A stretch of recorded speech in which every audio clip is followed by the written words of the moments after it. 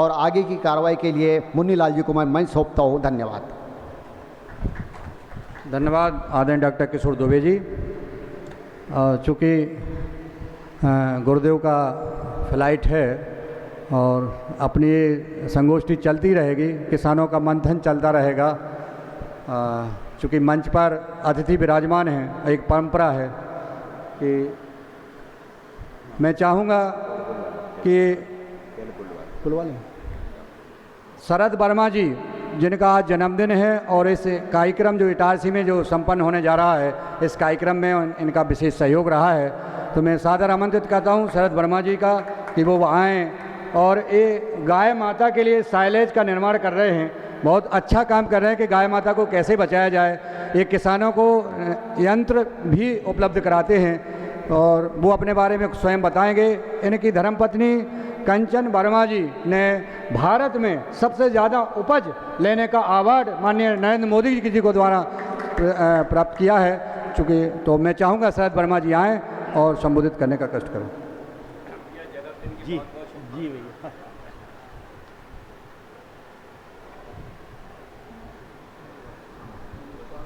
मंच पे आसीन सभी आशीर्वाददाताओं को मैं सादर नमन करता हूँ।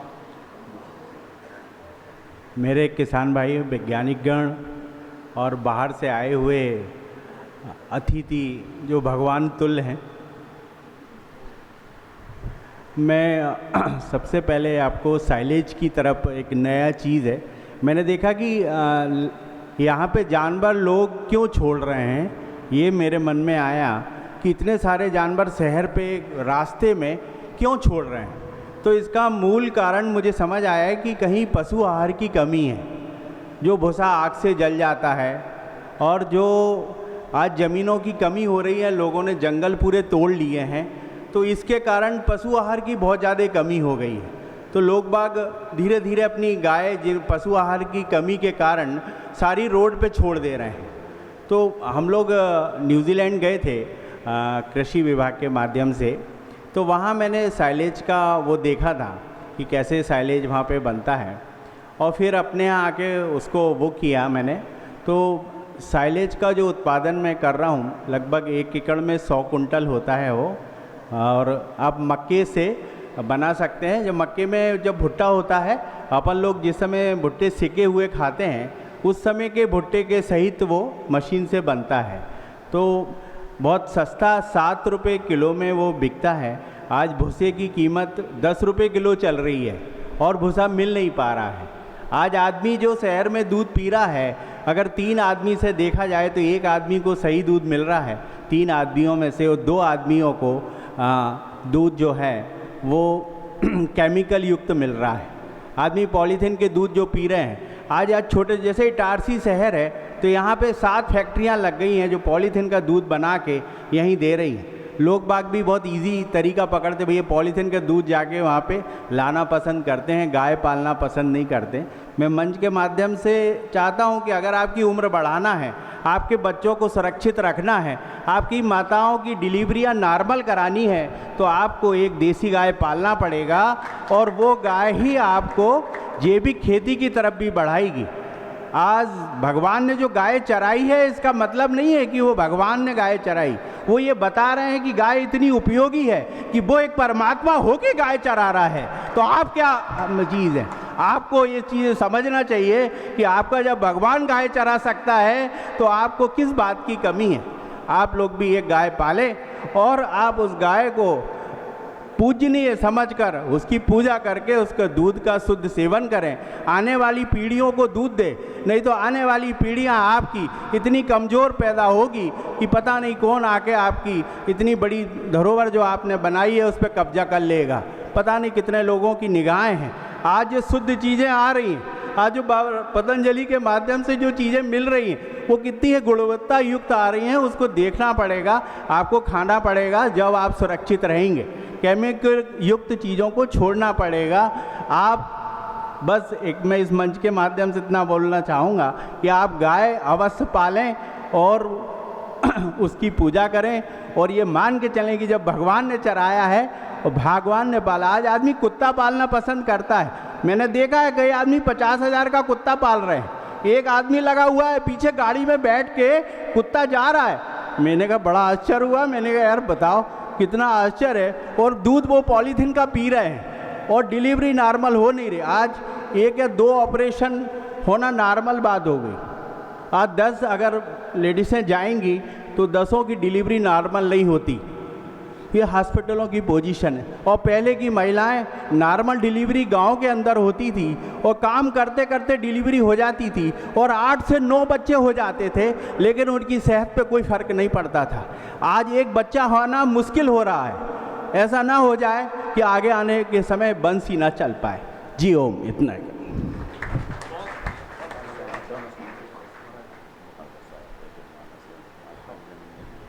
धन्यवाद आदरणीय शरद जी, आपने अपनी बात रखी। अब चूँकि आप महाराज जी का आप सभी लोग तालियों से स्वागत करें। और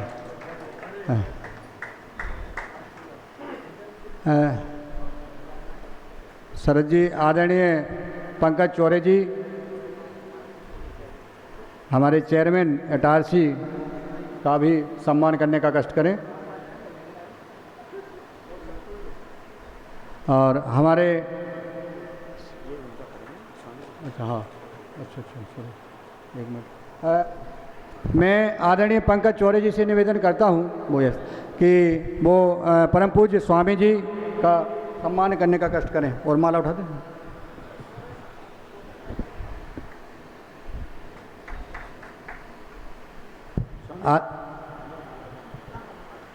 आदरणीय अशोक अग्रवाल जी, जिनके पुरुषार्थ से ये कार्यक्रम संपन्न होने जा रहा है, ऐसे पुरुषार्थी और धर्मात्मा। और मैंने महाराज जी आपके बारे में ये देखा है कि आपके रिसोर्ट में परम पूज्य गुरुदेव मैंने आपके बारे में कुछ देखा है कि आप जब रिसोर्ट में अंदर आते हैं पहले सीढ़ी का प्रणाम करते हैं, फिर जो भी बेटर आपके सामने आते हैं उनको सबको हाथ जोड़ के प्रणाम करते हैं। ये पहली बार मैंने देखा। मैंने कहा मैंने आपसे कुछ आज सीखा है। ऐसे महान पुरुष आप। और आपने कहा कि अगर किसानों की बात है, अगर योग की बात है, स्वदेशी की बात है, तो आइए मुन्नीलाल जी, पूरा रिसोर्ट आपके लिए है। और कह दीजिए 1 रुपया मुझे नहीं चाहिए। मैं सदन से चाहूँगा कि तालियों से आपका सम्मान करें। आप महान पुरुष हैं। और मैं आदरणीय शरद जी से चाहूँगा कि परम पूज्य स्वामी रितेश पति जी का हो गया सम्मान हो गया महाराज जी का। चले ठीक बहुत बहुत धन्यवाद। मैं किसको बुला लें? हाँ जी, मैं हाँ वो कराएंगे। यहाँ पर गोविंद गोदरा जी का ये पत्रक आया है कि इसका विमोचन परम पूज्य स्वामी जी के कर कमलों के द्वारा हो। तो आइए गोदरा जी और विमोचन कराने का कष्ट करें। इसके बाद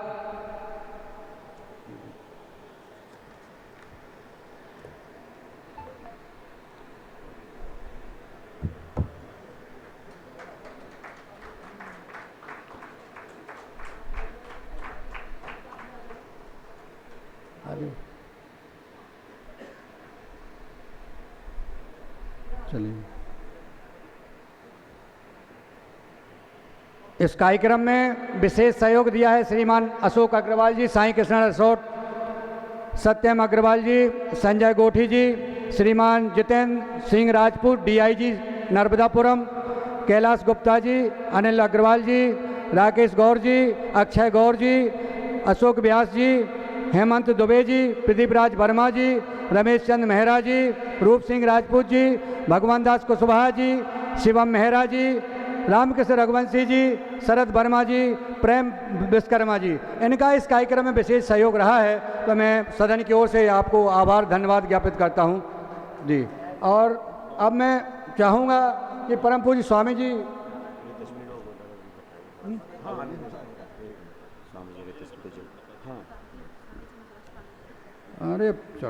मैं परम पूज्य स्वामी रितेश पति जी को ससम्मान आमंत्रित करता हूं कि वो आएँ और हमारे देश के किसानों को अपना मार्गदर्शन देने का कष्ट करें। ये देश के पूरे कम से कम 18-19 राज्यों के किसान परम पूज्य स्वामी जी यहाँ पधारे हैं और ये अपना अनुभव कल किसानों ने विजिट किया, विभिन्न साइलेज देखा और किसी फार्म देखे। मैं चाहूँगा कि आपका मार्गदर्शन प्राप्त हो। ओम। सम्मानीय स्वामी जी महाराज, समस्त प्रतिनिधिगण, समस्त किसान बंधुओं और समस्त कृषक वैज्ञानिक जन, ये बहुत उत्तम बात है कि हम अपने एक तो बीजों को संभाल कर रखें। बीजों को जितना अच्छे ढंग से हम अपने घरों में रख सकते हैं उसका और कोई अन्य उपाय नहीं हो सकता। दूसरी बात, जो गौ माता की बात कही गई है, मैं भी देखता हूँ और आप सभी देखते हैं कि रोड पर गायें घूम रही हैं। उसके लिए पोषण आहार के लिए जो व्यवस्था बतलाई गई है उससे निश्चित रूप से हमारी इस गाय माता का विशेष पोषण हो सकता है। आप सब इस जैविक कृषि के लिए आगे बढ़ें। जैसा कि मैंने प्रातःकाल भी बताया था कि गुरुकुल की 44-45 एकड़ भूमि है। नर्मदा जी का जो पुल है, रेलवे पुल, उसके पास ही गुरुकुल है। वहाँ भी हम लोग और हमारे किसान लोग जैविक कृषि करते हैं, कोई फर्टिलाइज़र आदि नहीं डालते। आप भी ऐसा करें और आगे बढ़ें। सबको बहुत आशीर्वाद, धन्यवाद। परम पूज्य स्वामी जी को कोटि कोटि प्रणाम, आपने जो है अपना मार्गदर्शन दिया। अब मैं परम पूज्य स्वामी परमात्म देव जी जो पतंजलि योगपीठ से चल कर के हम सबको संबोधन करने आए हैं, मार्गदर्शन देने आए हैं, आशीर्वाद देने आए हैं। आपने सुबह योग में हम सबको अपना आशीर्वाद दिया और मैं परम पूज्य स्वामी जी के ने का इस सदन की ओर से बहुत बहुत सादर कोट कोट प्रणाम करता हूं कि आपने इन किसानों की भावनाओं को प्राथमिकता से लिया और आप हरिद्वार से चल करके इस छोटे से इटारसी जगह में इन किसानों के बीच में आप पधारे। आपको मैं सत्सम्मान कोट कोट प्रणाम करते हो आह्वान करता हूं कि आप आएँ और हम सब किसान भाइयों को संबोधित करने का कष्ट करें।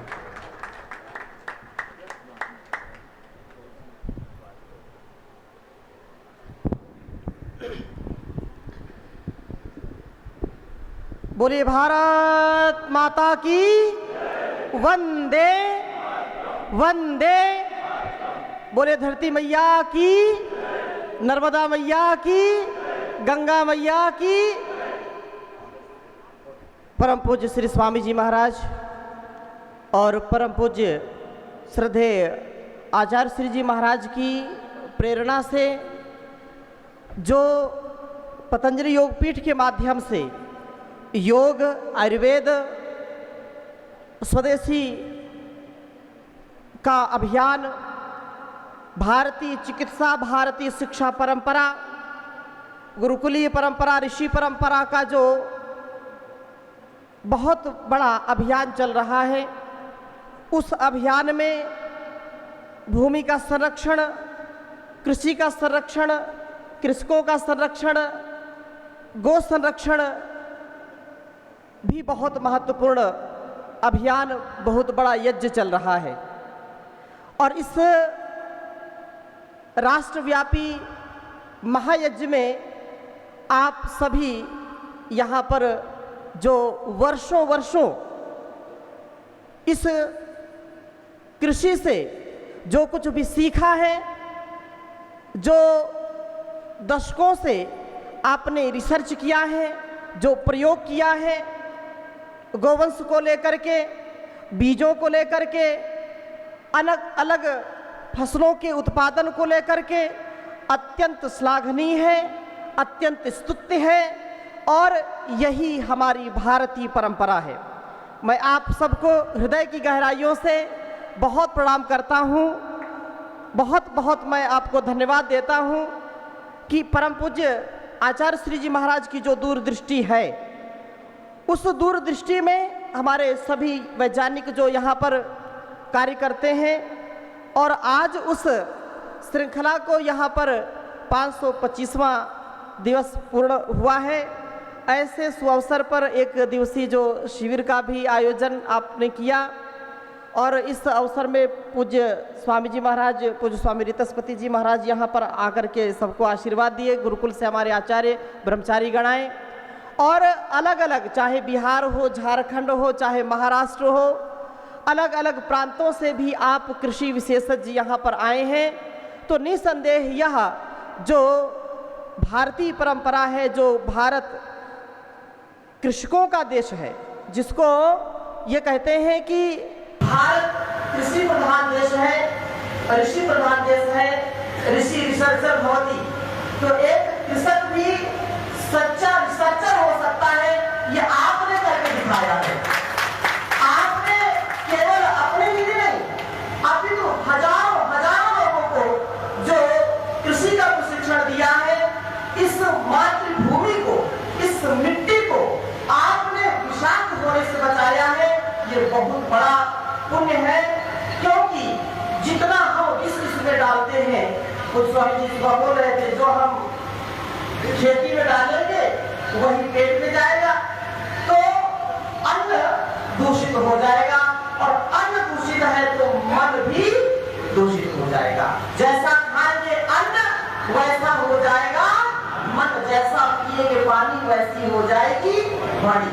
तो हम अपने भविष्य को ध्यान में रखते हुए अपनी संतानों को, अपने भारतवर्ष को, अपनी कृषि परंपरा को विशुद्ध रूप से रासायनिक जो विषाक्त चीजें हैं, रासायनिक चीजें हैं, जिससे हमारी फसल भी दूषित हो रही है, जिससे हमारी संतति भी दूषित हो रही है, जिससे हम स्वयं दूषित हो रहे हैं, अनेक रोगों के शिकार हो रहे हैं, और मिट्टी भी उससे दूषित हो रही है, बंजर भूमि हो रही है, खेती उजड़ रही है, फसलें उजड़ रही है, और वृक्ष भी दूषित हो रहे हैं, यहाँ तक कि पशु पक्षी भी जिससे बचे नहीं हैं।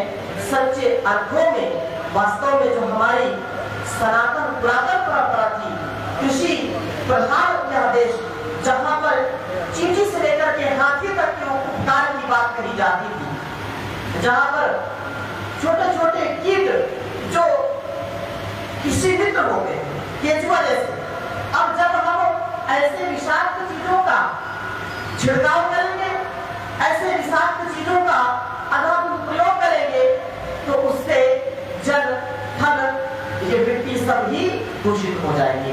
हम इस पहल को और आगे बढ़ाएं, और मैं पूर्ण रूप से यहाँ पर आकर के बहुत ही आश्वस्त हूँ, बहुत ही आशान्वित हूँ, और मैं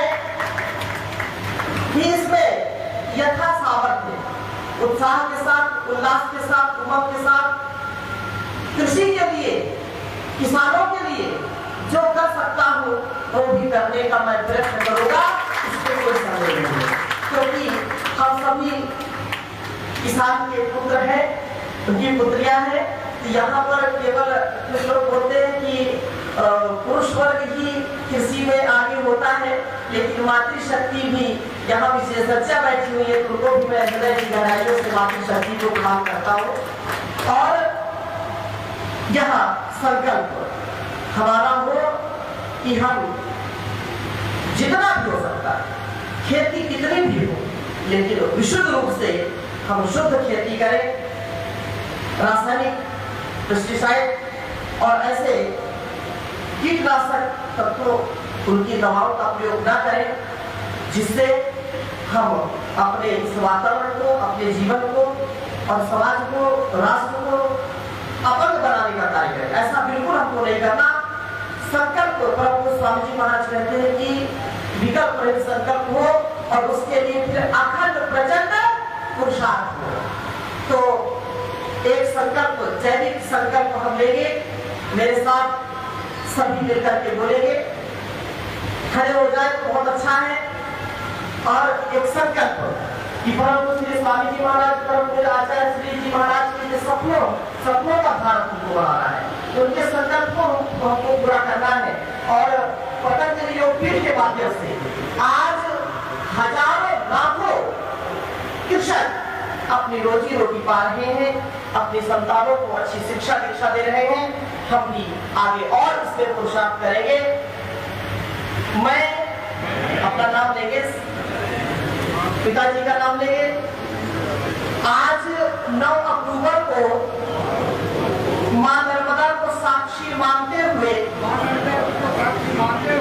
प्रण करता हूँ कि मैं अपने खेत, अपने बीज, परंपरागत भोजन संस्कृति,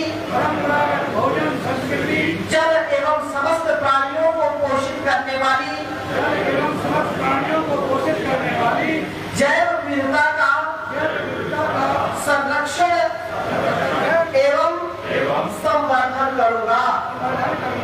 मैं प्राकृतिक जैविक खेती को 100% बढ़ावा देकर के धरती माँ और भोजन को जहर मुक्त करूंगा।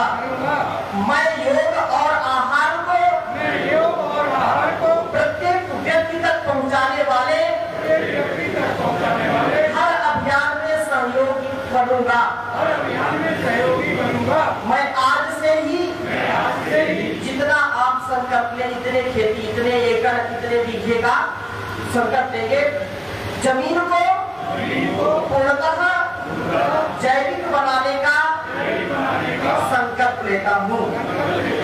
मैं फसल अवशेषों को न जलाकर उनसे चारा और खाद तैयार करूंगा। मैं जमीन में गाय, मिट्टी, केंचुआ एवं अन्य जीव और आकाश में मधुमक्खियों को संरक्षित करूंगा। मैं अपने क्षेत्र में जैविक गांवों की स्थापना करूंगा।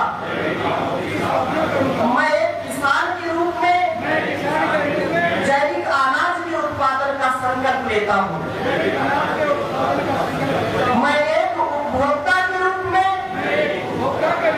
यथासंभव जैविक उत्पाद खरीदने का संकल्प लेता हूँ। ये मेरा संकल्प परमपिता परमेश्वर और हमारे गुरु पूरा करें। यह एक संकल्प बहुत बड़ी ताकत हम सबका बनेगा।